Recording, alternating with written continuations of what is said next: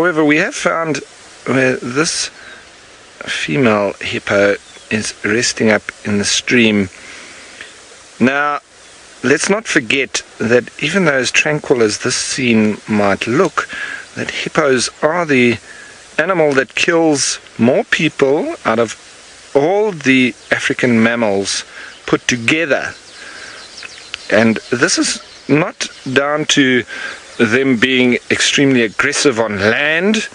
It's more down to, fishermen and people on boats in the water. The most important thing with hippos to remember is not to get between them and their safe zone. And what very often happens is that people that don't understand this kind of mentality that we need to remember is that they get between the hippos and their deep water areas, and that's when the hippos then become aggressive and they literally attack people on their way to their safe zone. So it's that kind of situation. And then also when people get into a dominant bull's territory, they then get attacked by the hippos. And one bite of a hippo on a boat can snap that boat in half, and then obviously that's what they do to the people as well. They will just bite them in half, and it's not because they want to eat them in any way whatsoever. It's literally just because that we've encroached in their space. So that's just a little bit on the side of the aggression, because they do kill a lot of people every year, but it is down to us not understanding the behavior of these animals and getting into those spaces that we're not listening to. Now, I just want Archie just to have a look on the bank there, because we've got a very special scene of masked weavers, and they're very special because I know that we get a lot of them in South Africa as well. It's very similar, same species that we get there too, and you can see by those nests that it's a very cup-shaped with a very short tunnel entrance leading from the bottom into the cup from the top.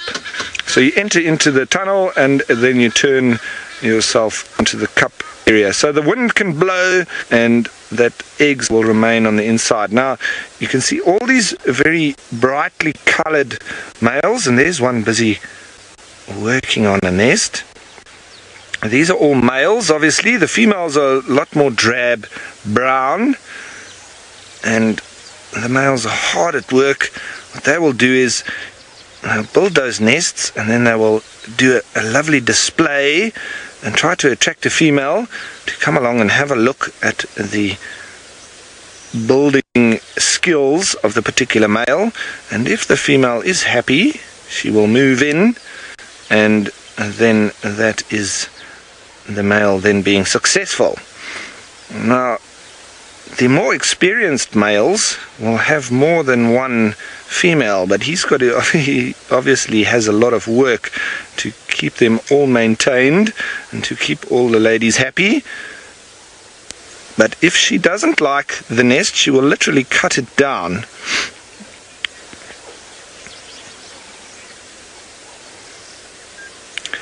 Right. I'm going to continue along a little bit along this river and see if we can find those crocodiles. But in the meantime, let's go to Tristan, who has got another feline spotted animal for you. Indeed we do, and there you can see that there is a feline with spots right in the picture. Now, I've been told that it is Tumba, but it does not look like Tumba to me. I have a funny feeling that this might be Hosana. At the moment, all I've seen is the back of his head, so for most of you, if you can get a clear spot pattern there somewhere, that we can confirm. But either way, nice to see one of the young boys. It's one of them. Like I said, it's difficult to see at the moment because of the way that he's kind of positioned himself, although now he's stood up and moved. And what's he got there? It looks like he's got something that he wants to bite and chew. Oh, a tortoise. There we go. So that is Hosana. It's not Tumba, that's for sure. It's definitely Hosana. So off he goes across the Chitwa cut line and out of our view, and that I think is going to be the last we're going to see of him. So it's going to be very little, very short, brief sighting. He's right on the cut line with vessels and Chitwa, and so he's just drifting now off into the thicket. Now hopefully he'll stop somewhere close by where there's a bit of shade. It is quite warm today, so I'm hoping that he's going to decide that wherever he goes, that's where it will be. Now he has stopped. There we go. I'm going to roll back a little bit for you, Ferg. If he lies down, it's going to be quite tough to actually see him, but if hopefully he'll decide to stay. No, he's decided he's going to carry on, which is not ideal because he's heading further away from us, which is not what I wanted. And you can see what I mean is as soon as he lies down, it becomes very difficult to actually see him. Ferg, you want me to go forward or back? Forward. Hold on, let's try and do something here quickly that might help you, which is just to get the car slightly more elevated, because if he lies down there and goes flat, it's going to be very difficult to be able to see him. So if we just get into that situation over there. How's that, Ferg? Very good. So that's better. Now we can at least actually see him. Either way, nice to see. Like I say, it's awesome when we got the little boys around. They've been a bit absent, the two of them, over the last little bit. I know Tumba was seen yesterday afternoon, and so that's maybe why he was called in. He was seen on Chitwa yesterday afternoon, crossing from Torchwood into Chitwa late yesterday. So he is around for all of you that have been wondering about Tumba and whether or not he is in good health and good condition. And they say that he is fine, but this is most definitely Hosana and not Tumba. I'm 900% sure of it. Chezari.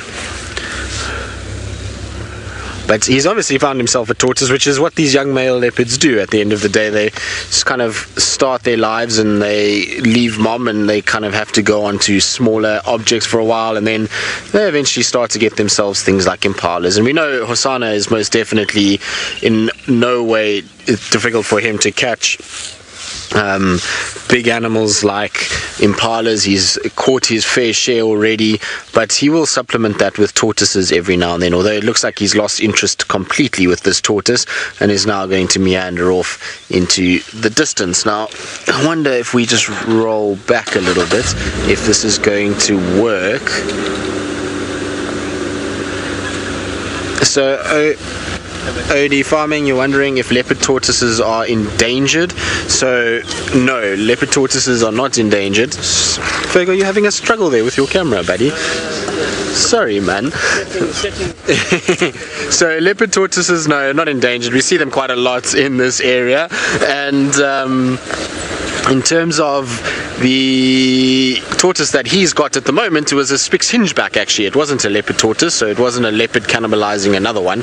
It was a Spix hingeback tortoise that he managed to get himself. Now, I don't think we're going to get another view of him, unfortunately. I was trying to go back. There he goes, although he might cross the road for us. Hold on.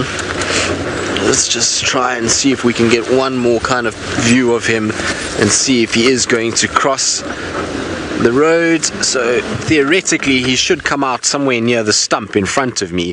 That's where, if he does keep going, he should come out there. So poor timing on our behalf, unfortunately, because he's just gotten up and moved off, which is not ideal.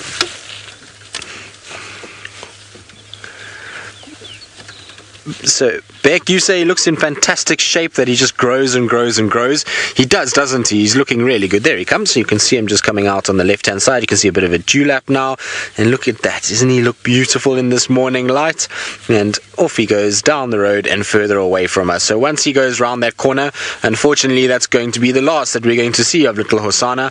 But I suppose we can't call him little anymore either. He really is starting to become a big boy. So he's a wonderful specimen, and at least he's heading the right direction to head back to Djuma. It's been so long since we've seen him on Djuma. It'd be nice if he goes and kind of heads northwards back to us.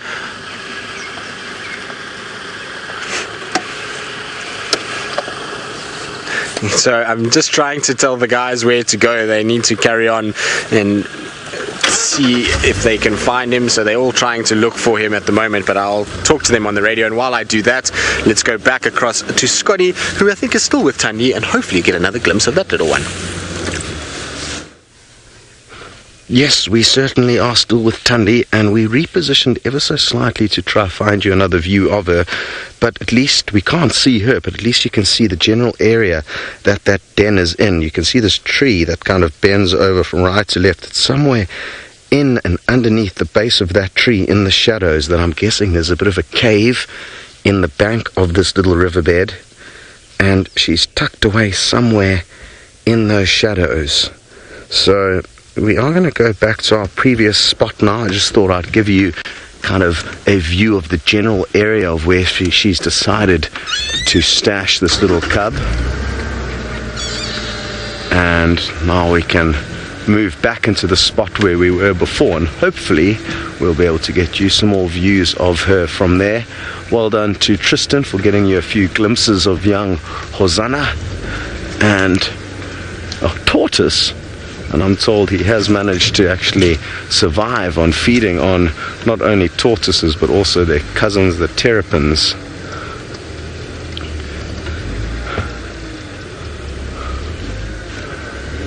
I'm hoping that from here we may be able to get you some views of her.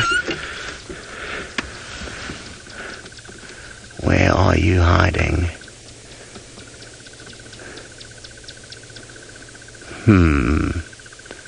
Can you guys see any spots in there? I can't at this stage, and it's just testament to what a good spot it is for her and this tiny little cub, because they can disappear out of sight as and when they want to. So the perfect spot to hide out. For any of you who may be new to Safari Live, it's important that you know that leopard cubs are faced against many trials and tribulations, and it's their first few months on the planet that are the most risky for them. They're very vulnerable, and the reason being is that other predators will kill them. Hyenas, lions, male leopards that didn't father them. So it's incredibly important that leopardess and mothers of cubs choose good spots to try and hide them away, to make sure that they don't come into any trouble. Well, there could be quite a deep cave in and around the roots and base of this little den. And while we wait here patiently for her to hopefully give us another glimpse of her and her cub, we are going to be sending you across to Rolf, who has found what he set out to. Yes, so that's unfortunate that they can't get another view on that little cub with Thandi. But here on the Mara River, we've got this crocodile that we've managed to find, and he's sitting with his nose into the current, as they do. And you can see those lovely sort of scales, and the way that they have been designed, or the way that they grow on the top of the crocodile, is very hydrodynamic, so enabling the water to flow over the top of their head and over their back very easily. And what they do is they sit with their nose into the current like that, more often than not with their mouth open.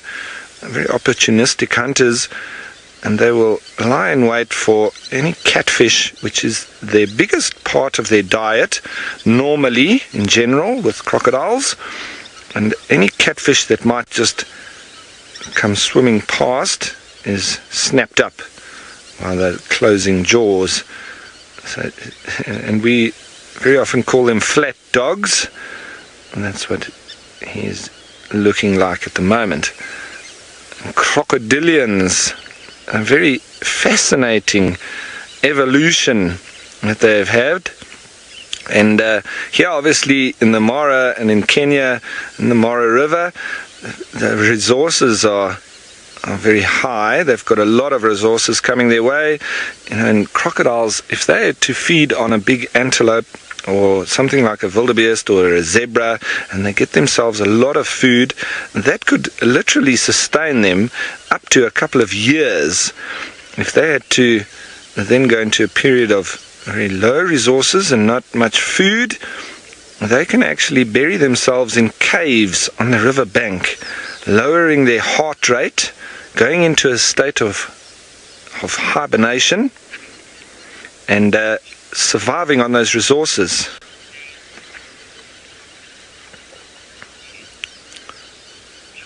Now, Joy, you're wondering if you can tell male or female crocodiles from this view. For me, I have never been able to tell male or female crocodiles, so that's a very interesting question.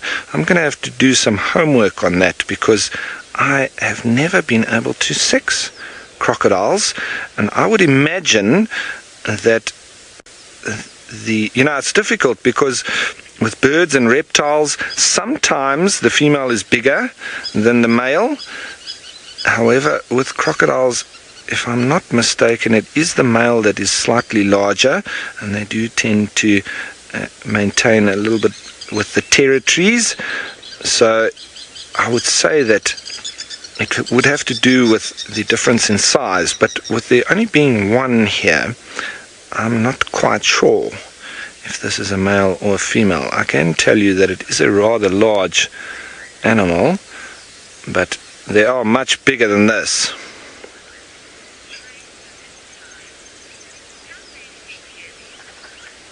You see that now? Look at this. This is very interesting behavior here. Sorry, Tracer, in time, I know that you have asked a question, can they see clearly under the water? But I just want to watch this because now I do believe that this is a male. With him, that is a little bit of a mating dance. Now, I don't know if you saw him, that vibration of the body, spraying that water up and then snapping of the bill, that is very indicative of a male mating dance. So now we have a reason to believe that this is a male. And that question that came through, can they see clearly under the water? It depends on the clarity of the water. And with this very brown, muddied water of the Mara River, I would say that they are hunting and moving in the water more by feel and vibration. They can pick up almost like a fish with that lateral line on the side of the fish. It's got a lot of receptors. Now, crocodile have not been studied in depth, and this kind of movement of what he just did, that would also be picked up by other crocodile through their receptors, a very fine network of receptors below the skin that can pick up vibrations. And I know that also in the snout that they can pick up vibrations there. It's very important for them to be able to feel prey in the water, but they also use that to pick up vibrations of each other. Now that snapping of the bill and the tail and the vibration of the midriff part of the body, very indicative of a male doing that lovely mating dance. And it's not every day that you get to see that, and I'm very glad that we were sitting here when that happened, because you might have seen it on TV, which you might be doing now at the moment. I've seen it on TV, but that's the first time I've actually seen it live.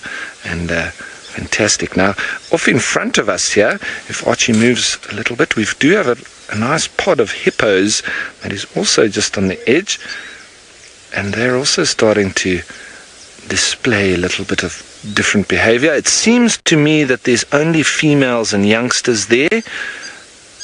There's no real big head that is protruding. I might be wrong, but once again, quite easy to tell male and female apart once they're adults, is that you can see that lovely pink around the eye on the female, and it's a lot darker with the males.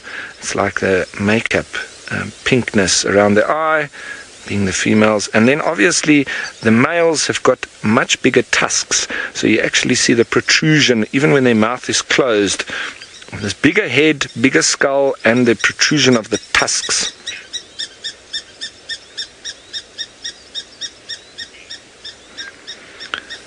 Right, so I think I might stay here a little bit longer with this crocodile. I would love to see if he displays again in this little pod of hippos too. But in the meantime, let's go all the way south to Scott, who's still at the den site of Thandi. We certainly still are here, and you can see a few spots dappled in the grass, but still battling to get good views of her and her little cub. We occasionally see a tiny little tail flicking from side to side. It appears like the cub is moving around a little bit at the moment, but we just don't want to push the boundaries and alarm this leopardess and her youngster in any way. So we just have to sit and wait patiently and hope that they reposition, or hope that the cub comes out into a spot where we can see it. But we definitely don't want to be moving the vehicle too much and getting any closer than where we currently are. So a bit of a catch-22. Sounds like you guys had a good time up there with Ralph and those crocodiles. I hope that they do their interesting mating display again for you. And it's heating up quite a lot now, so I'm going to take off my jacket quickly. I can't believe how lucky we are that we've found her new little spot, perfectly tucked away in a very, very well chosen spot. Every time a little blade of grass moves in that little scene we're looking at now, I think it could possibly be the cub coming into frame. But no joy just yet.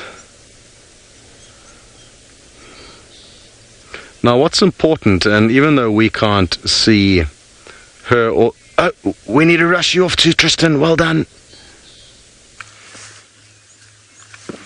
Well, we see we've got another leopard. Unfortunately, it's also off our boundary to the south, but as you can see by the gait and the little bit of the kind of uneasiness of the walk, Tingana is also here, so not far from where Hosana was, but disappearing deeper into vessels and the nets and going southwards. So it was a brief glimpse of him, just popped out into the road in front of us and southwards down into the bush. So it was quick and brief, and it was a glimpse, but it is a leopard. And interesting, like I say, it's no more than I would say about 150 meters from where we found Hosana, so it's not very far at all, and it seems as though he's moving in a territorial way southwards. And I'm not surprised by this, because he's been on Djuma for so long that he hasn't been down in this area, so I'd imagine he is going to head southwards now just to go and check what's going on. But it was a brief glimpse, and I'm pretty sure that we won't get another glimpse again, unfortunately, but that was very cool to see nonetheless. 3 leopards in a morning is not bad, that's for sure, so we'll take that and we'll run with it. Unfortunately, like I say, there's no way I can do anything more. This is the boundary with Chitwa, so we're going to have to leave it there. Now, David, you're wondering who is Hosana's dad? Well, of course, we're not 100% sure. Technically 4 leopards, you're right, Nikki, is actually the little cub as well. So in terms of Hosana's dad, technically, I mean, we think it's Tingana, and we're 90% sure it's him, given that he was the one that mated the most with Kruger. But you never know. You might have a situation where another male somehow sneaked in there, although I don't think so. I'm pretty sure it was Tingana, but like I said, without doing actual DNA testing, let's get rid of some of those spider webs. I do apologize. So without doing DNA testing and things like that, it would be very difficult. But from what I can understand is that he was the only one mating with Kruger at the time, and therefore that's why it is perceived that Tingana is the dad. Also, for me, Hosana has a few little Tingana traits to him, looks quite similar in some regards, so that's why I always think of it in that way. But how cool is that? Lots of leopards this morning, lots of action in the hyena world as well, so it's been all about spots this morning, and so we'll see, maybe we can find Tumba too, because he was also on Chitwa at some point in the last 24 hours, so you never know, maybe he's around. I just had squirrels alarm calling too. But while we try and check around, let's go back to Ralph in the Masai Mara. Yeah, so this individual crocodile that was displaying a little bit, in which we think we have established is a male, has now moved off onto the bank, and we can now see the sheer enormity of him. He is huge. Now remember that crocodiles are one of the only reptiles that perform parental care. Most other reptiles lay their eggs and then leave the young to fend for themselves once they hatch. But what crocodiles do is they lay their nests they lay their eggs in nests on the bank, normally in sandy areas. So they would climb up out onto the banks, find a sandy area that would not be susceptible to flooding, and they lay their eggs in there. And once the the young hatch, they start to squawk a little bit, almost sound similar to that of young lions, the cubs. It's like a ow, ow, ow. And the mother then reacts to that. She then goes and assists in opening up the nest, and all the young, once they are fully all of them out of their eggs, they start to climb into her mouth, and she gathers them all up, takes them back down to the water, and she has normally identified a nesting or a nursery zone, which is normally like a quiet little bay with lovely vegetation around and lots of space for little insects and larvae and small fish and tadpoles. And in that nursery area, if it is a good chosen site, there'll be lots of food for the youngsters, and mommy then normally waits at the entrance to this nursery area and protects those youngsters with her life. So it's not just any normal parental care, it is very involved and very interesting. Crocodiles, they're in the grouping of reptiles in Africa that are all on their own, the crocodilia, and the only one, now this is the Nile crocodile, the only crocodile bigger is the saltwater crocodile, which I think you find in Australia. If it's not in Australia, it's in some parts of the Americas, but I know that Australia does have saltwater crocodiles, and these are second only to them in size. But so we've got the crocodilia, and then we've got the squamata, which is all your worm-like reptiles, snakes and geckos. Now, Mikey, you're wondering, are crocodiles half dinosaur? Well, I would have to say yes, because they have been alive since the dinosaur age, and they have survived through that era. I think the only one older than them in terms of when they've been around since is the tortoises or the shield reptiles, which are classed as chelonia. So we've got chelonia, which is the shield reptiles, the terrapins, tortoises and turtles. Then we've got squamata, which is your agamas, your snakes, your geckos, your lizards, skinks, etc. And then the crocodilia, which are all on their own. So very, very interesting, and you know, I think that they would have probably survived through the ages because of their adaptable ways. And when the resources are low, as I've mentioned, they can go into states of hibernation in caves in the bank, in very cool areas, and they lower their heart rate, and they utilize the fat that has been built up through times of good resources, and they survive then through those times.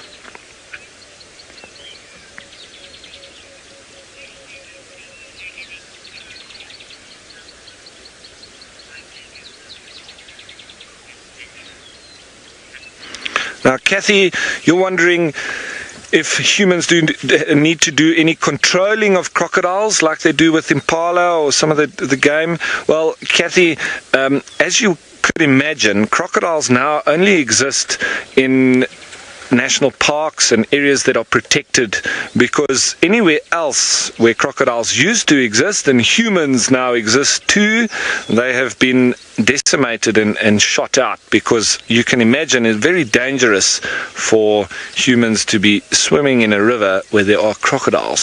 So what happens is, especially with the local communities, generally if they are swimming or the little kids are playing in an area, you know, crocodiles very often watch habits, and that's with antelope, with fish, and including humans. If a group of kids go down and play and swim in the river in the same spot every day, that's when they're looking for trouble, because those crocodiles are going to watch that, and then they're going to go and wait for those kids to come down. And yeah, dogs, kids, they generally disappear without any more noise. So what the crocodile will do when they do attack prey, whether it is a dog or a child or fish, generally more with bigger game like the hoofed antelope, they grab onto their prey and they go into what is called a death roll. They start to spin, and that obviously disorientates the person, also throwing them underwater a lot, and that eventually results in the drowning of the prey, and then they will go down and they'll pin it underwater. And generally, it was always thought that crocodiles like to eat rotten flesh, which is far from the truth. They do appreciate fresh meat more than rotten meat, but they are adaptable in that they hoard or they store their meat underwater, and sometimes even in caves underneath the water, for times when there's no meat around. So they'll still be able to go and eat this rotting meat as a form of protein, but it's not that they prefer that, it's that they are storing that food for times when there isn't any.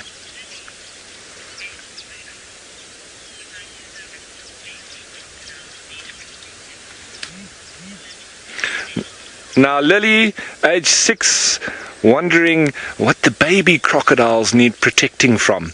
And that is what Mommy will be doing. She'll be protecting the little babies, because there are other big crocodiles that might want to eat those little babies. And there's also big fish in the river that could also eat the crocodiles, like the big catfish that maybe come along and see this little baby crocodile, and he could eat that too. So Mommy crocodile is protecting from other crocodiles and any other big fish that might come along and possibly try and eat those little ones. So she's a very good mommy. She looks after her babies very well, and normally results in all of them surviving.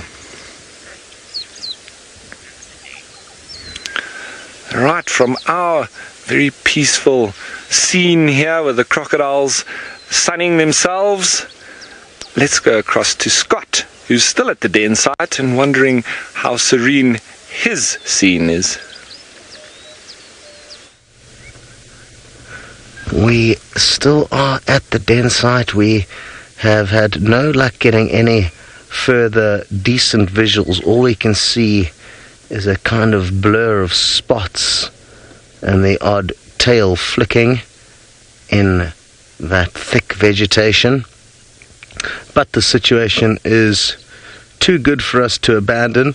We would be foolish to leave this area now for two reasons.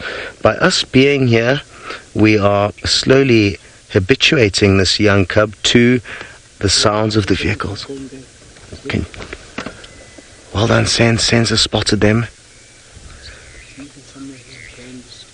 Okay. So, if you can go further down there. Okay, I just want to wait a bit, Sense. It is very exciting, but I don't want to put any unnecessary pressure on them. So rather than moving the vehicle, I'm going to stay put for the time being. Sense did get a glimpse of her moving off from the right to the left. Oh, was it the cub in there? Okay. So it seems like the cub is moving around, exploring its new little den sites, while Mom rests in the shade. And that's the perfect scenario. And like I was saying before, all that excitement, by us being here, we are going to be slowly educating this cub that we are not bad people, and the sound of the vehicle moving as well as our voices is very, very important for it to get used to, so that when it grows up, it's relaxed with our presence, which means we can continue to view them. Okay, it looks like Mom's on the move. Oh, now you can see she is snarling and hissing at us a little bit. So what I'm going to do is I'm going to just listen to her and just move the vehicle back a little bit. As tempting as it is to stay and get you more views of her, I'd rather listen to her warnings and get us a little bit further away, and we still will be able to get some views from further back. So that is what I'm going to do as quietly as possible. not doing a very good job at it, but we will get there eventually. And we can snipe some views from even further away.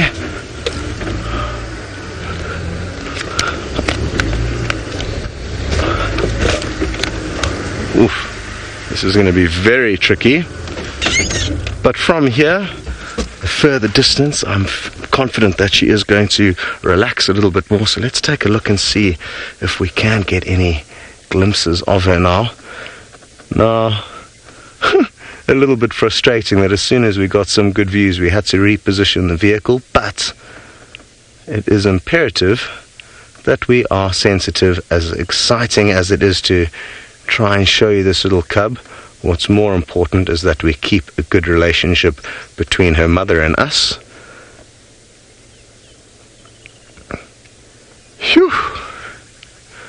Doesn't look like we are going to get a view from here. So, oh, there we go. Did I see her, or was that grass? It's so difficult to be certain. There's hundreds of tiny little grass seeds that look like they could be a leopard when they blow in the wind, but I think that is exactly what got me mistaken there. Whew. Okie dokie. What we can possibly do is try and loop around onto another side where we can get another angle, also from a healthy distance, where I'm confident she is going to be unperturbed by our presence and movement. So we're going to get into that spot, and while we do that, we're going to send you back to Tristan, who is just perusing.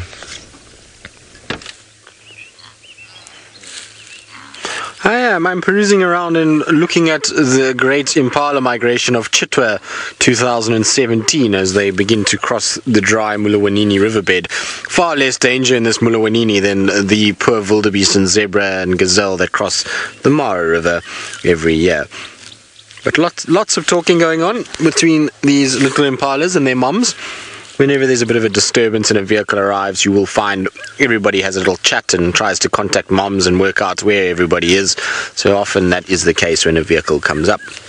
Now, I agree with Scott. It's probably a very good idea to rather maintain a healthy relationship with Thandi, because I don't think you want to be on her bad side. I have this funny feeling that she is quite feisty when she decides that you are not a healthy aspect of her life, and so I would imagine it would be much better for Scott and Senzo for them to stay on the good side when it comes to Thandi. These little impala lambs make the strangest sound.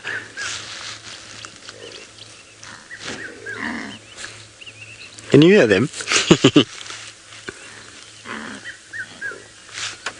Everyone's just chatting to each other. I suppose this morning, on a Sunday morning, it's almost like this is the Sunday morning park run. Going to go and have their little coffee and their snacks together. Oh, did you see those ones jumping over the trees? Oh, it's very agile. Well done, little ones. Very clever of you. This is the reason is because here comes the male up in the background. Right. Well, we're going to meander on, see what else we can find, check more boundaries, and while we do that, let's go back to Ralph in the Mara. A new species for me. I've never seen a Kirk's dik-dik before. I've seen a lot of Damara dik-diks in Namibia. Now, these are one of the smallest antelope that you get, only smaller being, I think it's the Sunni and the Blue Duiker being the smallest, but this little Kirk's dik-dik. Now, they are quite territorial, and they're normally in monogamous pairs, and they maintain a little territory, and they'll also make little middens. You can very often find, if you're walking in the bush, you can find these middens and little piles of dung that they will utilize the same spot every single day. But obviously, with them being such small little antelope, their territories are quite confined. But this is a lovely find. He looks quite nervous. I haven't quite been able to see if it's a male or female. Generally, both of them do have horns. The males being just slightly thicker than the females, but tiny little spiky horns that they get. And it's lovely to see the smaller species of antelope. And obviously in South Africa we see a lot of steenbok. Very rare to see blue duiker. And when we see these little antelope, obviously we need to stop and spend some time with them if we can. They've also got these pre-orbital glands. I don't know if Archie can go right in there on the face. He is quite far away from us, so it is quite difficult for us to zoom in, but they've got pre-orbital glands that they will wipe their face just below the eyes. They rub it on branches and mark their territory.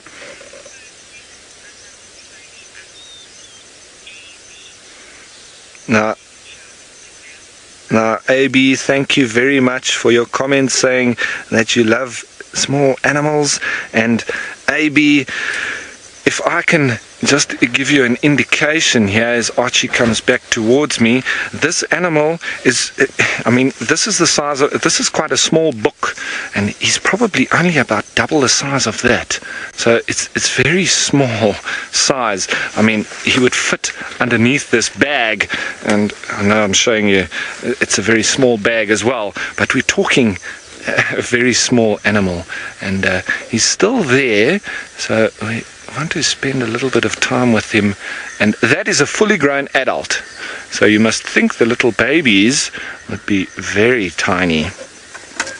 There he is, still very nervous, obviously very susceptible to predators. I would say that predators that would be after him are the smaller cats like the caracal and even jackal, but they are very adept in running through the thick brush, which is their best form of defense from predators. And they are very agile and quick, jumping through the branches, etc. And if a predator chases them, the quickest would be to run through some thorny patches as well. And you can see how alert they are. Right, so and off he scuttles. So from one little small animal to another, let's head down to Scott, and maybe he's got the little cub to show you. Who knows? Well, I'm so happy that you got to see some dik-dik, certainly some of my favorite antelope. Now, we have managed to get into what we think is a decent spot for now. We can see Mom, Thandi. You can just see a bit of her shoulder moving as she grooms herself. And I'm hoping that the cub is going to pop in to say hello to her, and then we should hopefully be able to get you a few more glimpses of it. Now, her head was perfectly in frame. It's kind of behind a few bushes at the moment. Senzo is doing a great job on camera. It's incredibly tricky business filming in these conditions, but we can see a little bit of the spotted coat glistening in the dappled sunlight there. And with a little bit of luck and a bit more patience, I'm hoping we are going to get spoilt with another view. But for now, as I said a little bit earlier, it's important that we just sit here. Our presence and our voices and the sounds of the vehicle are very, very important noises and sounds and smells for this young leopard to get used to.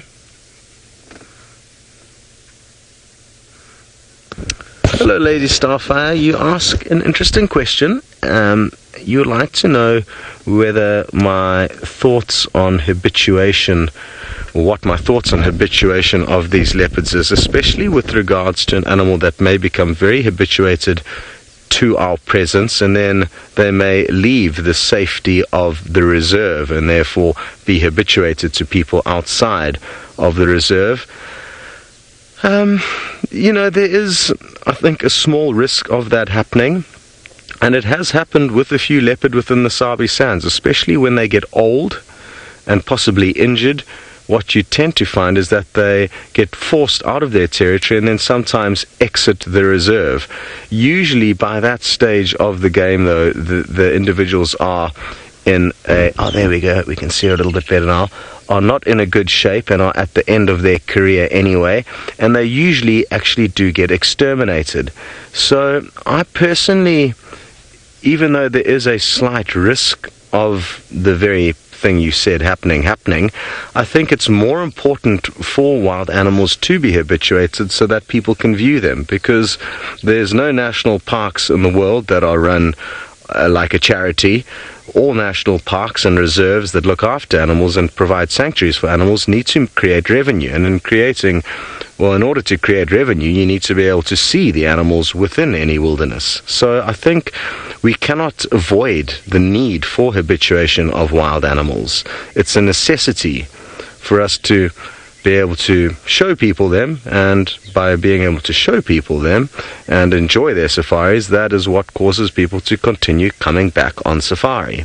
If we were to just close all the reserves and let the animals do their own thing, and if no money was required, well, I guess that would be first prize. The animals would be able to go about their business without ever having to see a human, but that's not realistic. So I don't think habituation is negative, even though you may get a few very random scenarios where habituated animal may cause trouble with people. I think it is few and far between that is actually going to be the case. And I believe very strongly in that, in this world that we live in, wild animals, they don't have a price to pay, but they've got to kind of earn their keep, and by earning their keep, they simply have to allow us to look at them. That is all we want and need. And for those who really don't want to be found and seen by us, they do have that option, but as long as the majority of the animals in these areas are habituated, then the majority of tourists that come through are going to have a good time and continue to therefore provide the funding to safeguard these incredible places. Are you still cleaning yourself, Thandi, or are you cleaning that little cub? Hard to be certain. She is moving about though. Maybe she's thinking about going and looking for another meal. It's hard to know how much of her kill she managed to feed on before the hyenas came onto the scene. But she will possibly be thinking of going and looking for another meal, or possibly even heading back to that kill. She may have left the kill before the hyenas came onto the scene. It's impossible for us to know at this stage. Hello, young Lisa. You would like to know how much would a tiny baby leopard cub weigh when it is just born? And I am guessing it would weigh about 500 grams. No more than that.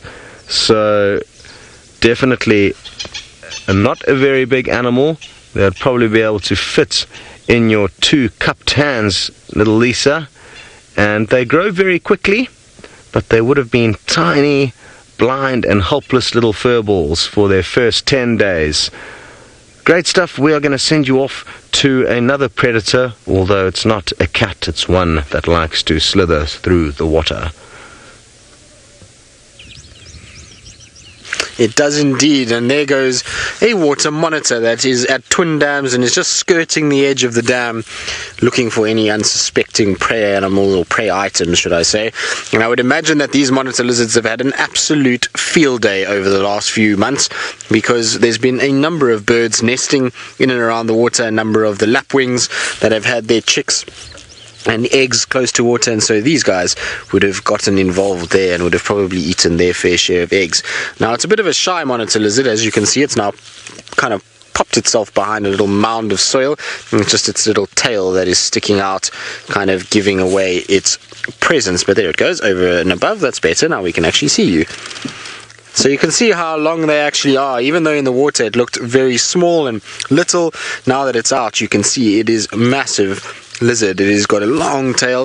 It's not the biggest monitor lizard I've ever seen, but it certainly isn't small either. I would say it's probably around maybe 1.5 meters. That's about as big as I would call it. So What's that in feet? I would say it's probably about 3 foot, maybe a little bit more, 3.5 feet, somewhere around there. And it's probably coming out, and you can see it's moving quite slowly. And I would imagine it wants to sun itself. So what it's doing now is just coming out, being a cold-blooded animal. The water is probably quite cool. And so now it's just kind of got out, and it's now displaying those front legs, and is going to have a really good suntan in the morning light. And well, why not? It's a beautiful morning, and so if you're a lizard, I suppose that's the way to do it, is just to spread the legs and just have a really good time about the way that you're going to suntan. Now, to the right of our lizard are 2 little birds that we don't see that often. In fact, I haven't seen them on Djuma for quite some time. Of course, they have now gone underwater because that's what they do, but they will pop up quickly. There we go. There's our 2 little grebes that we've got here. They have stuck around at Twin Dams, which is wonderful news. I'm hoping that they are going to breed here this year. And we'll see the little chicks on top of their backs as they move around, because it's always very cute to see them.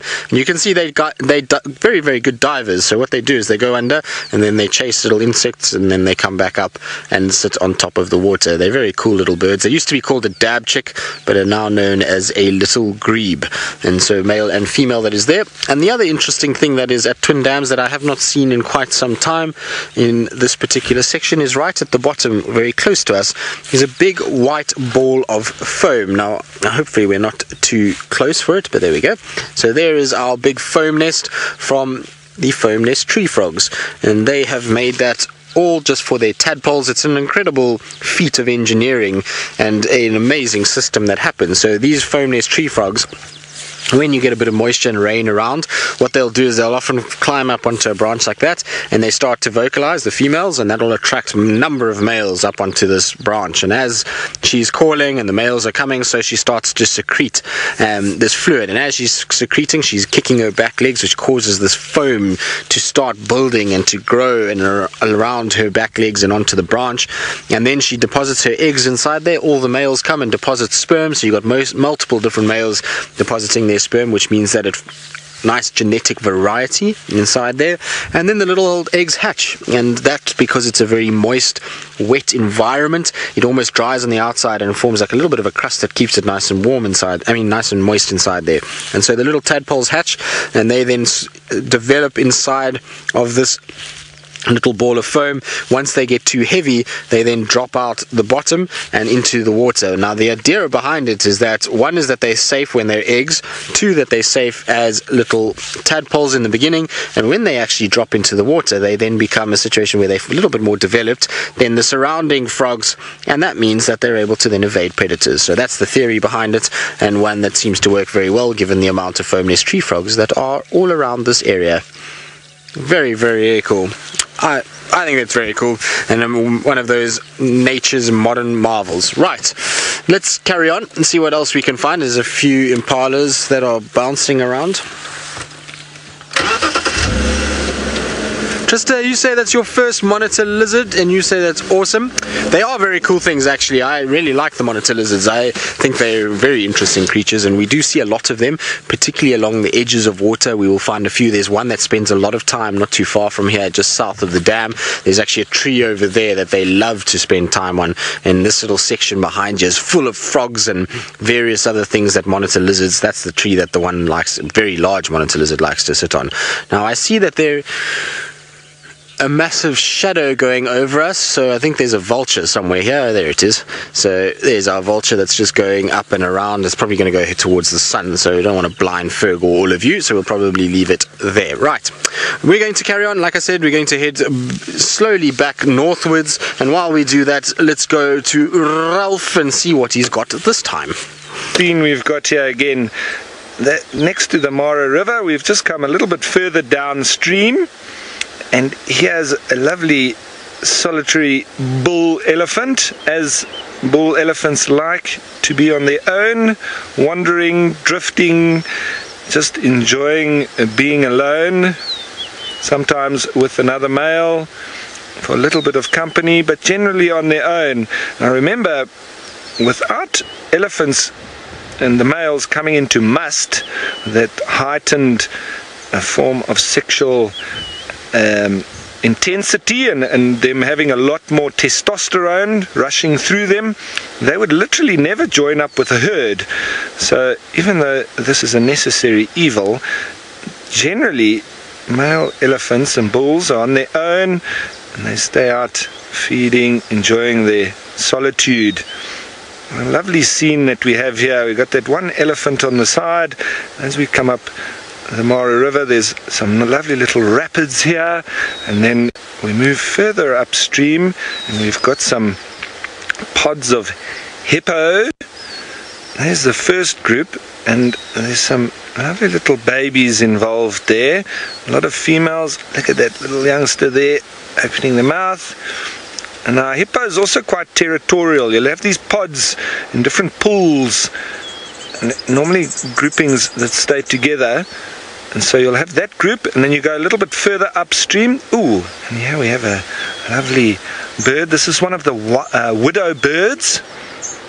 The exact one I would have to check up in my book. At the moment, we've got all these grassland birds, which are all in breeding plumage.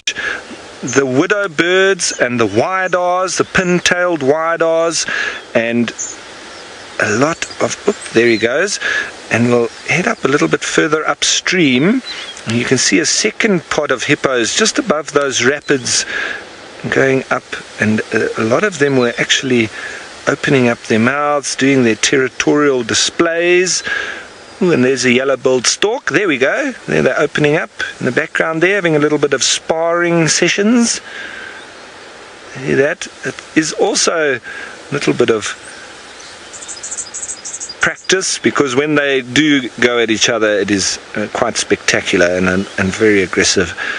So that's just a little bit of dominance probably between each other. So, and here we've got this little widow bird that is back. I'm going to check up because there's been quite a few of them around, and I'm going to identify them. It is amazing how, with the different habitats that we have here, riverine vegetation, we've got all the like Narina trogons and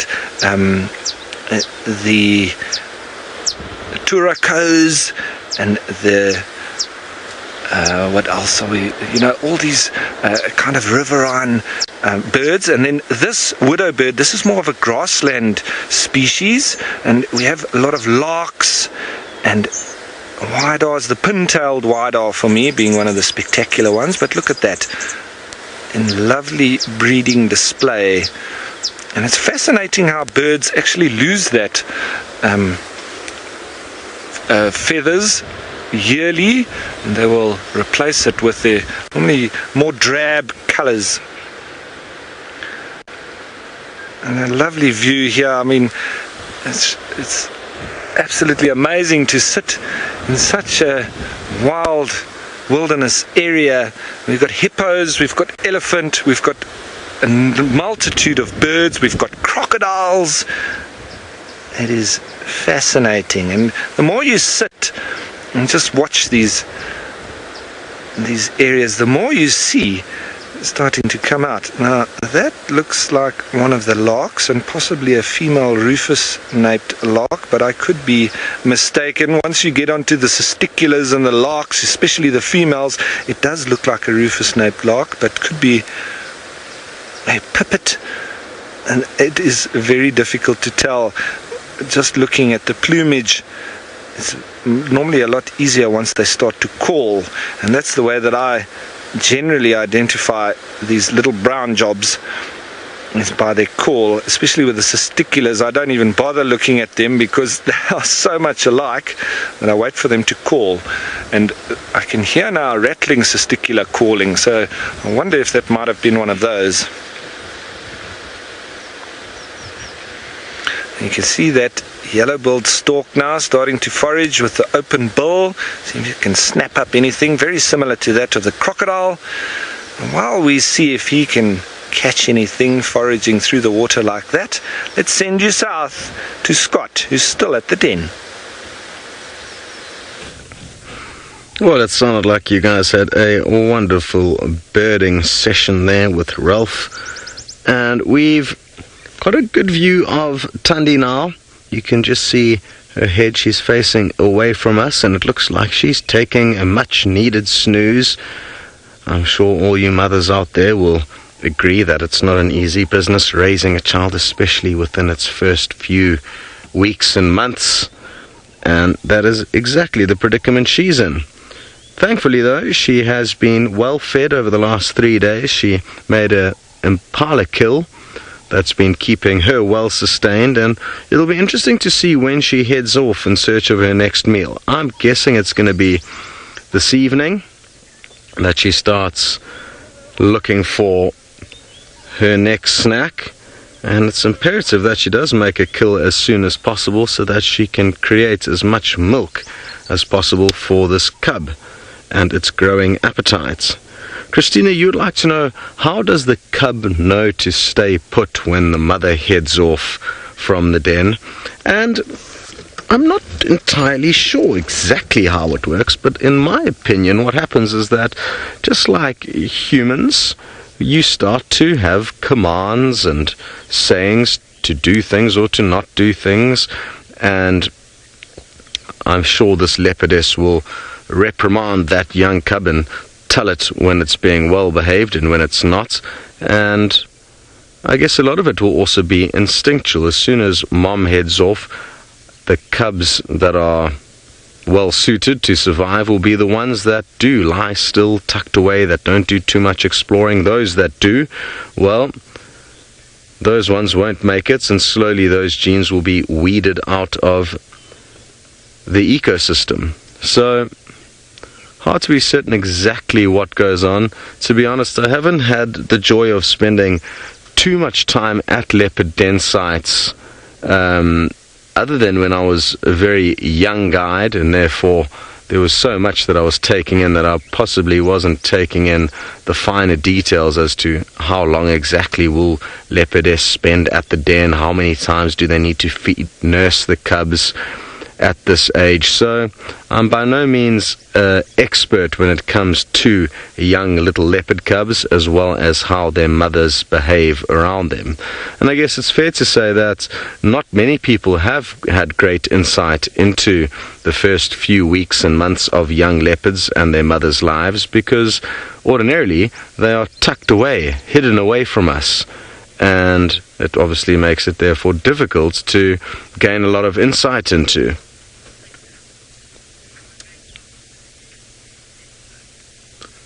Hello, Nick, you're interested also on the topic of den sites and how often leopards will move them.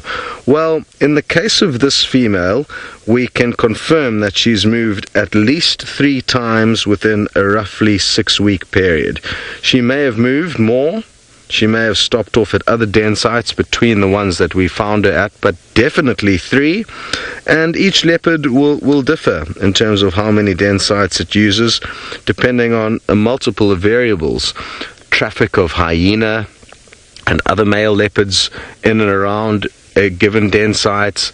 The actual den site itself may be very, very safe within a rocky outcrop, for example, with lots of small crevices for the cub to hide, or it may be a less substantial den site where a mother's not going to feel as relaxed to stay for a long period of time. So it's going to vary, but I think it's fair to say, especially when they're very young like this, that a leopard will probably move every 2 to 3 weeks. And the reason why they will move den sites, even if they are confident that they found a really good one, is because of their scent trail. A leopardess coming backwards and forwards into the same spots will possibly lure in hyenas. Now, hyenas do have the ability to follow the scent of a leopard. So if they find a lot of leopard scent in one area, they may start fishing around there in the hope that they may find a kill and or a den site. And it is important to remember that hyenas and other male leopards that did not father leopard cubs will kill them when they find them. So those are probably the 2 main killers of leopard cubs in the Sabi sands, as well as lion, of course.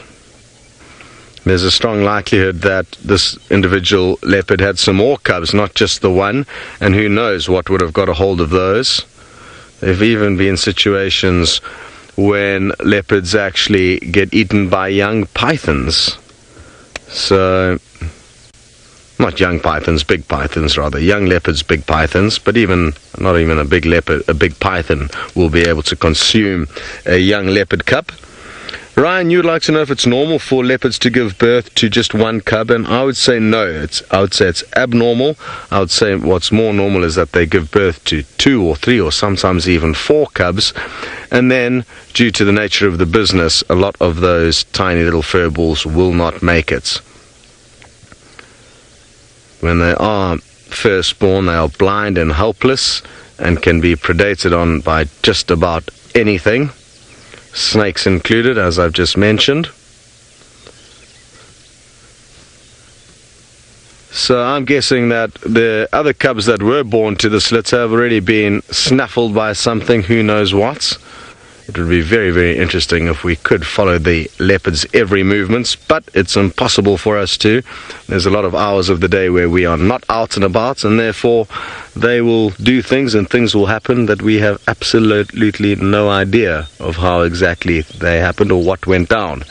Very good. We're going to spend the last few minutes here in the hope that this cub is going to poke its cute little face out for us, and while we do that, we will send you back to Tristan.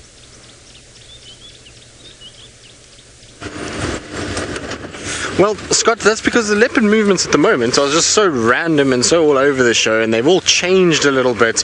It really has become quite difficult to follow who's going where and what's actually happening. It's been a complicated mess over the last year, and it's still going to probably go through a number of changes, because at the end of the day, a lot of the leopards that we are seeing are all young males, and so that's going to influence what goes on, and not all of them. Obviously, there are big males as well.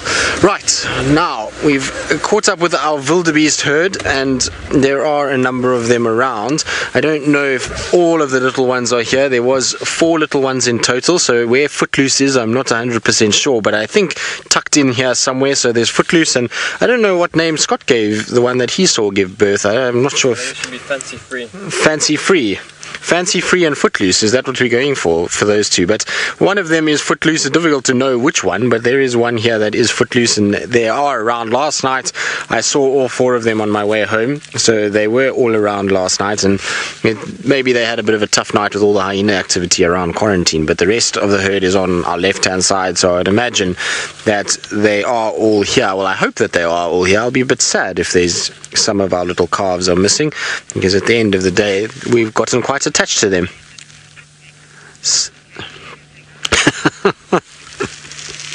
So Scott apparently named the little one that he saw that gave birth when he was on foot Sputnik, because it just came shooting out like a rocket, and so that's its name. So there we go. Those are the 2 wildebeest out of the 4.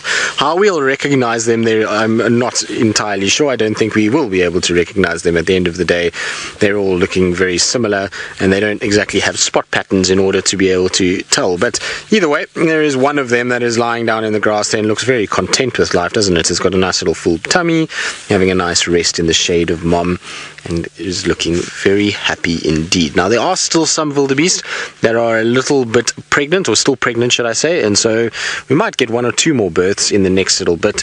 We'll have a look around, and maybe we'll get lucky. Now, I actually can see another one just in front of us that is actually suckling, so while we leave our little one to chill, let's go and have a look at the other ones that are suckling. There seems to be, I think, 2 of them in front there that are busy hanging out together. Maybe that's the 2 we're looking for. That's maybe where they've been hanging around, is together. Since they were born a day apart, they're going to be birth buddies, and maybe that's why they're hanging around on this far side. Now, when you drive past all of these wildebeest, it's always just good just to double check that there's none of the females that are giving birth at this point. There we go. There's all the rest of them. So I don't know which one is which, but there you go. There's all 3, or the other 3 that we were looking for. So I reckon Footloose is the one at the back there, just because it's so chilled and is just taking it easy and it wasn't in any hurry to get out, and so it's the one that's maybe taking it a little bit kind of quieter. Although you can see there's already a size disparity between some of them. So the one at the back there already bigger than the one in the front. So maybe the one in the back is the oldest, or the one that we've just seen lying down. There's a little bit of time difference between them. So it's interesting how quickly they grow, though. You would think that these little ones would be all of similar size, given that they were born within the sort of week of each other. But you can see the one at the back there is already much larger than the one in the front. Hey guys, Nice to see all of you, and nice to see that you're all still alive. I'm quite impressed that you've all made it this far. With Tingana being around, I thought definitely one of them might have been taken by him. And we've also, I suppose we haven't really had too many lions around, so they can count their lucky stars that the Nkuhumas and Sticks haven't come up this way, because both those prides I would imagine would go after these little ones. So nice to see that they're all doing just fine. And look, the legs are still very long on these guys. It's quite amazing actually to see the size of their legs in relation to their body. Now let's see, they're going to run off, and let's see if they keep up. Here we go. How cute is that? Can still see the umbilical cords attached on all three of them. They still have the umbilical cords. So I think maybe Footloose is the one in the road now that's just trotting over to the right, because that is the sort of one that's got the driest of the umbilical cords. This is the newest one on the back left, and maybe Sputnik is the one right in the front there. I'm not 100% sure, because that one's also got a little bit of an umbilical cord left as well. But they're fairly agile. They're doing just fine, and really good to see them, and hopefully we will see them growing strong over the next few months and not in any way being disturbed by predators, although the chances of that is very, very slim. Cool to see though. It was such a wonderful thing to watch new life and to see them thriving and abounding on quarantine. Right, onward and forward. Good day, wildebeest. Have fun. Nice to see our young one's doing so well. I know Scotty will be super proud to hear that his little one is doing just fine. He was very chuffed when he got back. He was like a proud father. So I'm sure he'll be very happy to know that it's made it another night. That's for sure. Now I wonder if we're going to see, what is this now? So there's something just coming past us here. It looks like maybe a Battalier eagle that is just coming over the top of me. So it's just starting to come through, and you'll find these guys fairly regularly in these areas. They'll often fly over, and they'll be having a field day at the moment, because they'll be hunting down all kinds of bits of afterbirth from all the births that have been taking place. So they'll be happy about that.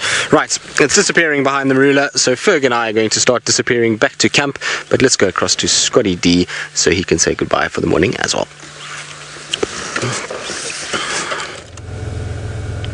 Hello everyone, I'm just taking some photographs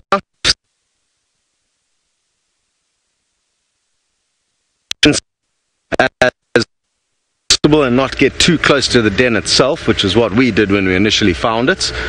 And sorry, the signal is a bit shaky, but it should get better. We're about to bed. Hold on.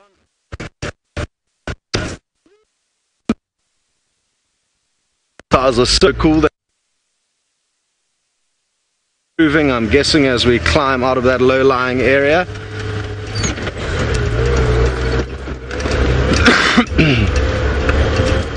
Hello, hello. Are you there? Should be better now. Sorry everyone, we were just in a low-lying area, and thankfully we had signal where the den site was. That's the good news. And I was just taking a few photographs on my phone to be able to show Tristan his best access in and the best spots to wait, in the hope that we will be able to get you some views of them. So Thandi was still just snoozing there in the shade, and we definitely are going to head back into that area this afternoon.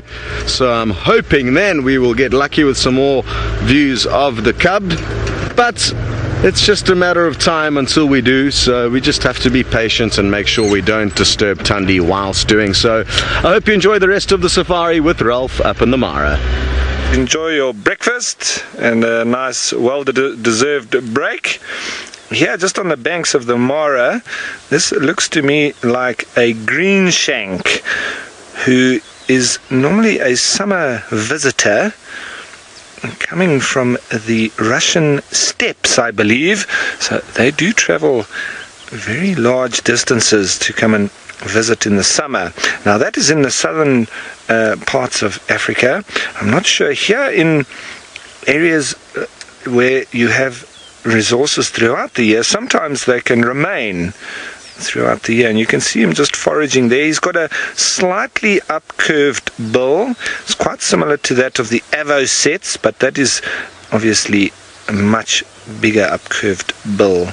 Now remember that they've got receptors inside that bill, and it's almost like fingers. They can feel, it's not like your nails, they actually can feel a lot more sensitivity within that bill. So as he's moving through the water and probably digging a little bit into the mud, you can feel anything that is moving, and he'll obviously snap it up. It's lovely to watch these little wading birds along the fringes and the edges of the Mara River. And on the opposite bank, we've actually got a lovely sighting of a hippo behind. Oh, let's have a look at that bird first. That is the yellow-billed stork that we were watching earlier, but not the exact same individual, but we're not too far from where he was. And a very good-looking bird he is. Now, when you look at birds in flight, storks are easily identifiable because they fly with their neck straight out. And you distinguish between herons and storks like that, because the herons, they tuck their necks in. You know, they're quite similar looking birds. So in flight, that's an easy way to distinguish between a heron and a stork. The heron with its neck tucked in, and the storks with their neck fully extended. Now you can see they use their feet as well, just to dig up the mud a little bit, try to loosen up any of the soil. Now, you won't be able to hear, but I can hear in the distance on the other side of the river a very deep, almost drumming sound. And I am very sure that that is coming from the largest of the hornbills, being that of the ground hornbill. It makes a whoop, whoop, whoop, whoop. And they're calling off in the distance here, but you won't be able to pick that up on my microphone because I can literally just hear it. Now on that bank there, we've got an elephant still foraging, the same one that we were looking at earlier as Archie pans towards it. And he's come down towards the bank. A lovely scene there. He's grazing, eating a lot of grass, and there behind him is the hippo that I was talking about, who's also come out and has been grazing through the plains. It's still a reasonably cool morning.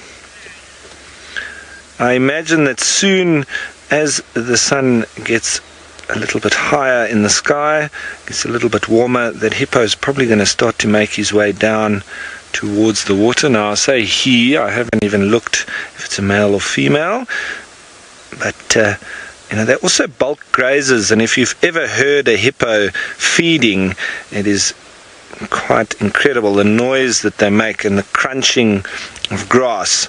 And with that very wide mouth of theirs, very similar to that of white rhino, they're able to bite off a lot of grass all at one go.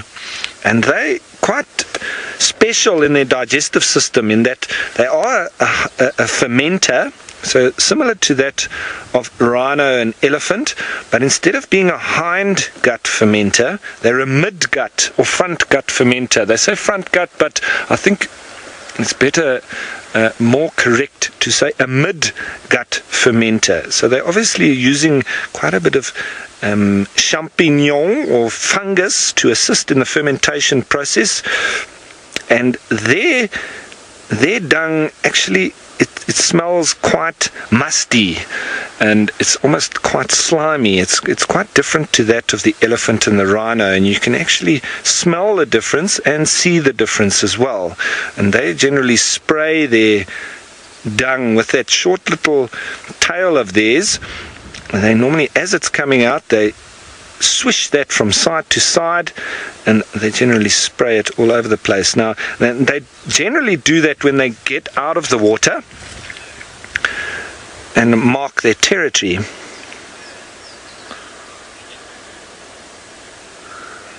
Now, Octogirly, you're wondering if hippos and elephants are grumpy with each other. Generally not particularly. You can find elephants coming down to the water and drinking near to where hippos are, and you can find them grazing in a similar area too. And it's generally that if there's enough space for both of them and there's enough of the resources, then there's generally not a problem. The animals that I have noticed that really don't get along are black rhino and elephants, and that's generally around a waterhole. Now, black rhino, I think because of their mentality, and they almost attack anything that moves, charge it. They're a little bit like a Tasmanian devil, but with a lot more weight. And I've seen in Namibia in particular, because they've got very dense population of black rhino, and that's the Diceros bicornis, not the Diceros bicornis minor, the little cousin of the larger black rhino that we get in the areas along KwaZulu-Natal and into the Kruger National Park. They're actually relatively small black rhino. The ones up here in Kenya, I believe, are also the Diceros bicornis, and they're much bigger, and some of them can actually be the size of almost a white rhino. So it really makes for a big clash between elephants and black rhino. In Etosha National Park, that's one of the draw cards, is at Okokoyo, one of the famous floodlit water holes next to the camp. There you can often see over 20 black rhino at the waterhole at the same time, and then when you have the elephants coming down, there is a clash between them, and it's very incredible to watch. Now, this elephant is still grazing along the bank there, and as Archie goes towards it, now there's a question comes through there, will a hippo ever attack a crocodile or vice versa? Very good question.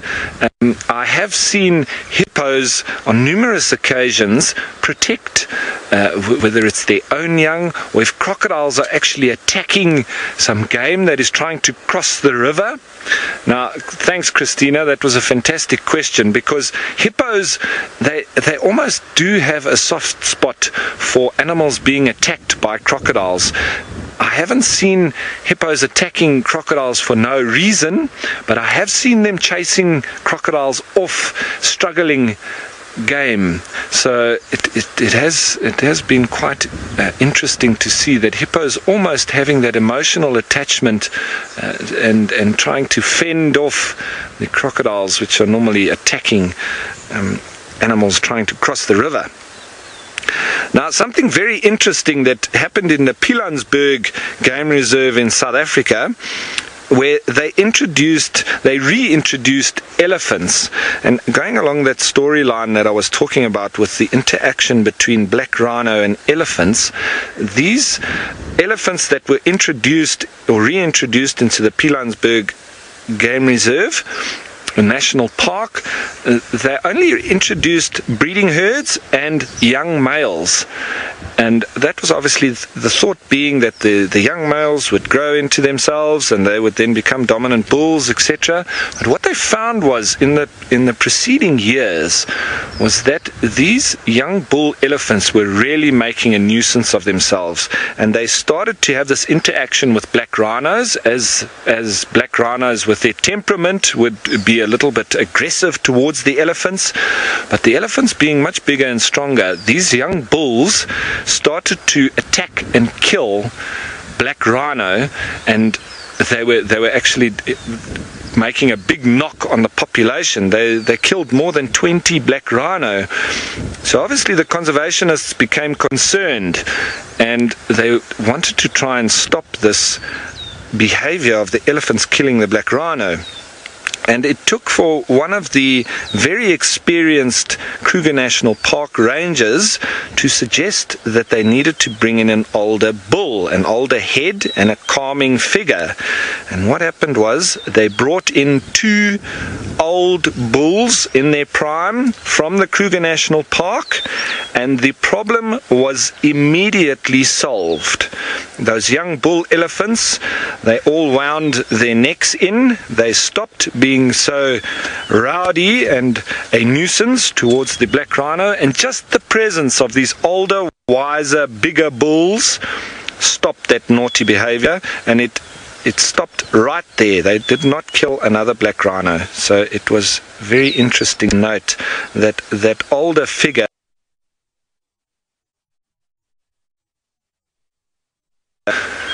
So this elephant is going to continue feeding along there, and just below him you can see there's a crocodile going to continue. They are ectothermic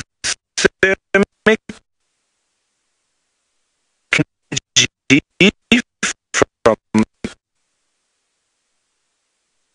as opposed to us mammals being endothermic, where we control our own metabolism and we don't need to take our heat from outside sources. These guys need to sun themselves, and they'll get enough energy by lying literally in the sun like that, and they'll get that energy, and then off they'll go foraging or cooling down in the river. So they go through patches of warming and cooling, and they're not cold-blooded. That is not the best term to be using for reptiles, because they do warm themselves. They are just naturally not able to maintain their own metabolism. They do it from outside sources. Right, I think we're going to start up and move on a little bit.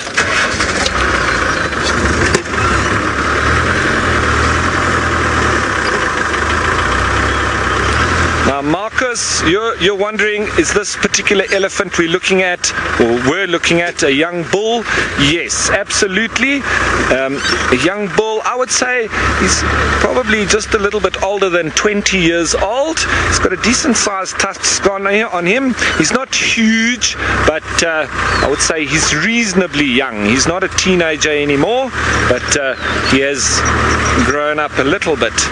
So, as we drive along, once again, you guys can't hear, but we've got these rufous-naped larks which are calling as we go, and it's like a toot-toot-toot, toot-toot-toot, constantly as we drive. And if I see one, I'm going to stop and let Archie have a look, because they're always sitting right on the tops of branches. There's one now straight in front of us. That sounds like a rattling testicular. Up and off he goes, doing a very particular call as well. It's like a,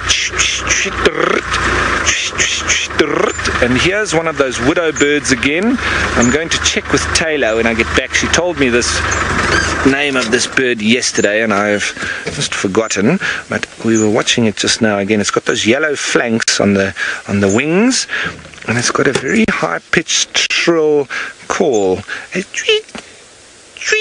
Now, the widow birds all living in grasslands, and it's quite fascinating to watch in the area around Johannesburg, which is naturally in the grassland biome of South Africa.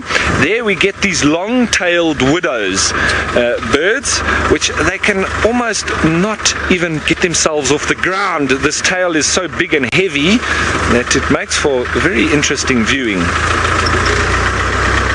Now, as we drive along here, I'm sure Archie can pan a little bit. You can see these inselbergs that are starting to form here, and that is quite interesting in terms of the habitat of the Mara region here. We go from the escarpment down into the savanna with the dotted trees and the grassland, then opening up into the full grassland, and then over to the marshy areas and the riverine vegetation and the interesting granite Inselberg regions. Now, granite rock which is volcanic, will produce a very sandy, acidic soil, and it's quite coarse as well. And you can see this region that we're starting to move into. The soil is quite a lot lighter in color. It's not as clay, it makes more of a sandy soil, and so the vegetation and the animals then will also be affected by that. Now in front of us here we've got a lovely little scene, a mixture of animals. Shame, there's one little piggy there that has got quite a bad limp. But we've got all these gazelle, we've got some buffalo who've now just stood up and looking at us. We've got all these gazelle, the warthogs, and off. Look at those buffalo. Now, if you are on foot, that kind of reaction to you on foot, you would need to take note, and I'm sure Scott and Steph have been telling you guys about behavior of animals on foot. I don't think there's been too many buffalo around in Djuma recently. When I was there was a big herd that came through, the lions followed them and then they left, and the lions followed them out. But if you're looking at the behavior of buffalo when you're on foot, firstly they're noticing you and they're looking at you like that, so you've obviously got to take note. And then the next signs of aggression from buffalo would be for them throwing their head up and down. That's a very big indication that they are being aggressive towards you. Then snorting would be another one, and lots of snot and wet mucus coming from the nose. Yes, thanks Tim. They are giving us the evil eye, and like I'm suggesting, okay, that kind of behavior there, continuing with the ruminating and chewing of the cud, that would be a fantastic sign if we were on foot that they weren't interested in us anymore. And another sign would then be stomping the ground and then moving forward towards you. But with us being in a vehicle, they consider it to be, yes, that big green smelly animal again, but it doesn't generally mean any danger. Now we go across there to a topi with a little bit of an interaction with the warthog, which is quite unusual. There was almost a little bit of a nose to nose there, having a little bit of a greeting. Shame, there's that youngster with a bit of a limp. Looks like he's got a bit of a lame foot.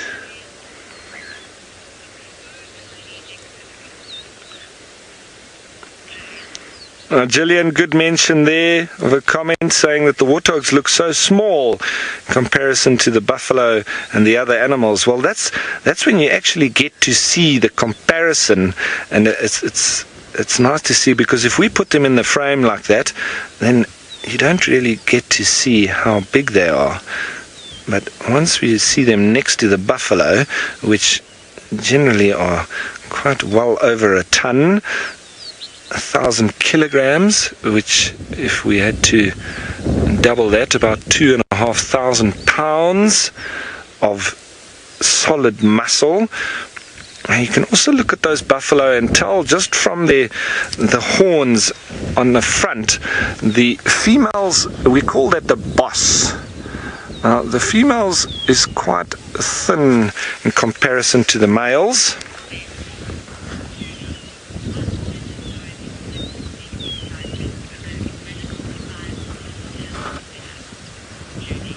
Now, Judy, that's a lovely comment there, saying that you enjoy the different animals when they group together like this, because you then get to see the different sizes, etc.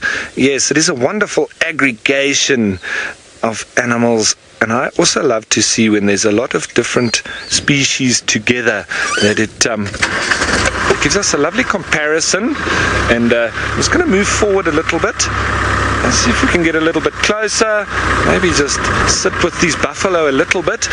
This looks like a bachelor herd, and maybe some Duggar boys that have gone or been left behind by the herd.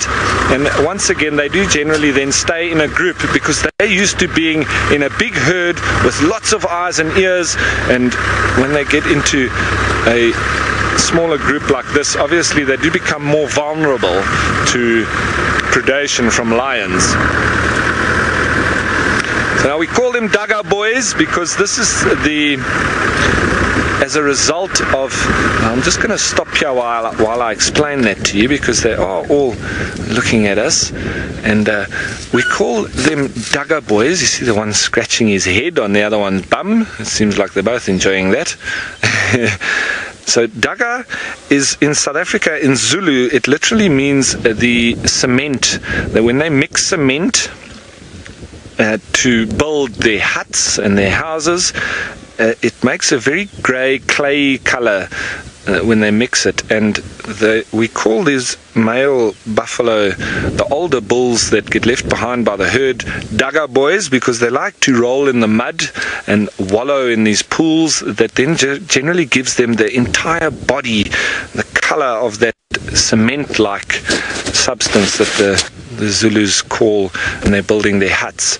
So it's not Daga, it's Daga boys, the older bulls who generally are quite grumpy, and we need to watch out for them when we're on foot, because very often surprise them when they're sleeping behind a lala palm thicket, and if you surprise a buffalo, his normal first form of defense is attack, and so it can be quite scary. And once a buffalo bull is charging, if you cannot get up a tree, I think the only way to stop him is a bullet in the brain, but we don't want to do that. And I've had many charges of buffalo, and luckily I've been able to get up a number of trees. And I tell you, it doesn't matter what kind of tree you have around you, you will get up it when you see buffalo coming behind you. And it's quite interesting because it's very easy with the adrenaline that pumps through you to get up a tree. But once the buffalo leave you after they've circled you a few times and tried to work out if you're actually gettable or not, they disappear, and then getting out of the tree is the real problem.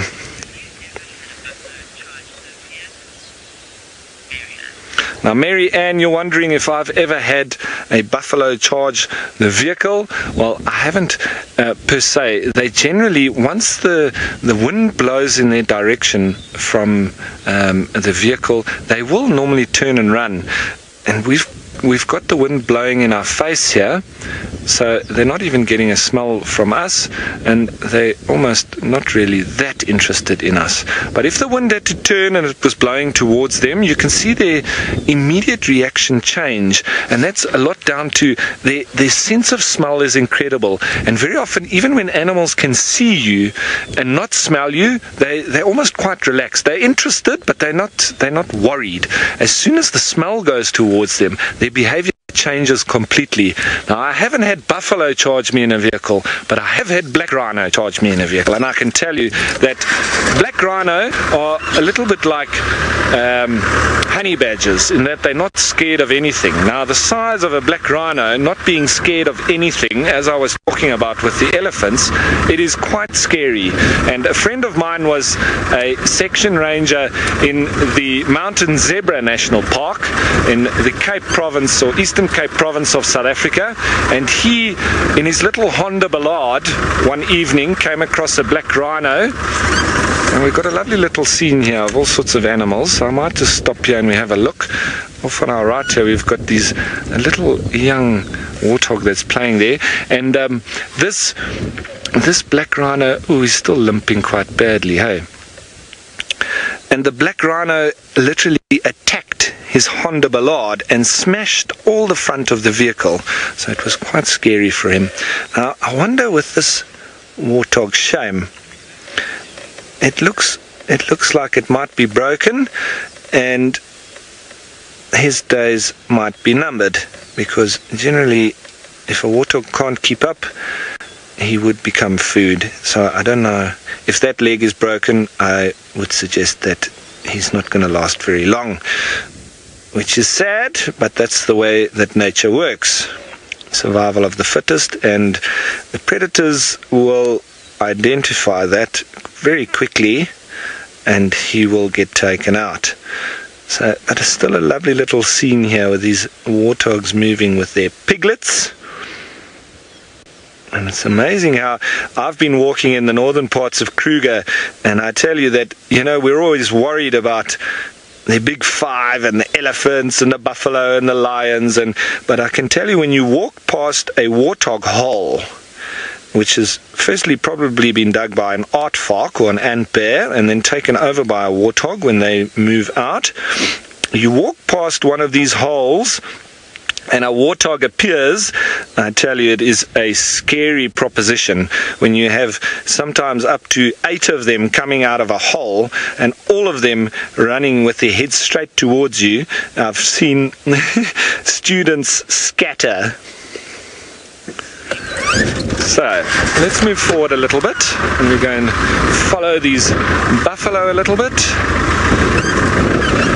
It's been a fantastic morning, folks. I've actually thoroughly enjoyed myself. We've gone from watching hippos and crocodiles, and that crocodile having its that display with that vibration in the water for me was totally fascinating. And then we've seen that hippo out of the water grazing right near to the elephant. We've had lovely warthog encounters with the gazelle, a lovely birding as well. Always enjoy the birding.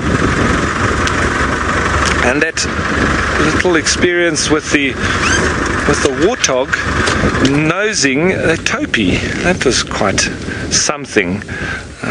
You know, we don't always just follow cats.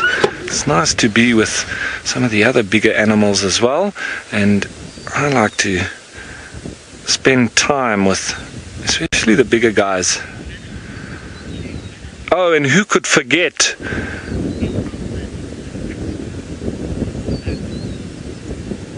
the Kirk's Dik-Dik? That was a lovely first for me on this drive. Now there's quite a lot of people who are saying they're interested to know why buffalo pee in a circle.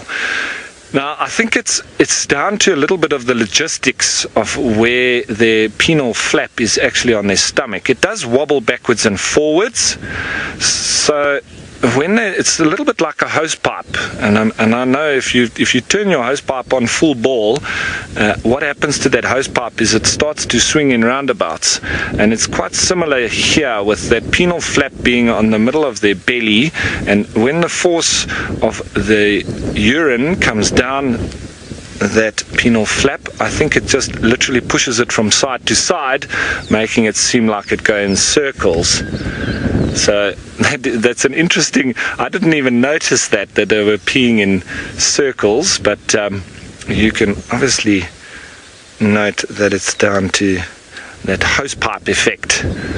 Yes, so what a lovely setting once again out here near these Inselbergs.